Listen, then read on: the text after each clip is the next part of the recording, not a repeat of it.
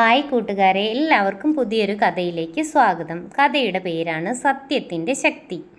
എന്നാൽ നമുക്ക് കഥ തുടങ്ങിയാലോ? ഒരു ചെറിയ ഗ്രാമത്തിൽ രാമു എന്ന ബാലൻ തൻ്റെ സുഹൃത്തുക്കൾക്കൊപ്പം കളിച്ച് സമയം ചിലവഴിക്കുകയായിരുന്നു.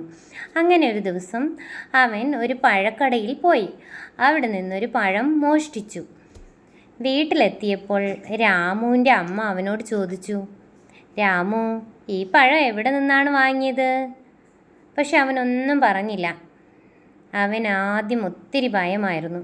പക്ഷേ അമ്മയുടെ കണ്ണുകളിലെ സ്നേഹം കണ്ടപ്പോൾ സത്യം പറയാൻ മനസ്സ് വന്നു.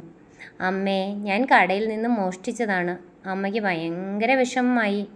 പക്ഷേ രാമു സത്യം പറഞ്ഞതിൽ അമ്മ ഒത്തിരി സന്തോഷിച്ചു. അമ്മ മകനോട് പറഞ്ഞു, മകനെ, പിഴവുകൾ എല്ലാവർക്കും ഉണ്ടാകും. എന്നാൽ സത്യം പറയാൻ ധൈര്യം വേണം. നിനക്ക് ഇതിൻ്റെ ഫലമായി നീ കടയുടമയുടെ അടുത്ത് ചെന്നിട്ട് മാപ്പ് പറയണം. അദ്ദേഹത്തിനോട് പറയണം, ഞാനിതിവിടെ നിന്ന് മോഷ്ടിച്ചതാണെന്ന്. അങ്ങനെ രാമു കടയിലേക്ക് പോയി അദ്ദേഹത്തോട് മാപ്പ് ചോദിച്ചു. കടയുടമ സന്തോഷപൂർവ്വം രാമുവിന് മാപ്പ് നൽകി അവൻ്റെ സത്യസന്ധതയെ അഭിനന്ദിച്ചു. അവന് ഒത്തിരി പഴം ഗിഫ്റ്റായും കൊടുത്തു.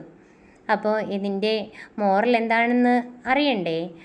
സത്യം എപ്പോഴും വിജയിക്കും. അപ്പോൾ എല്ലാവരും സത്യത്തോടൊപ്പം കൂടുക. വിജയം നിങ്ങളുടേതായിരിക്കും. നന്ദി.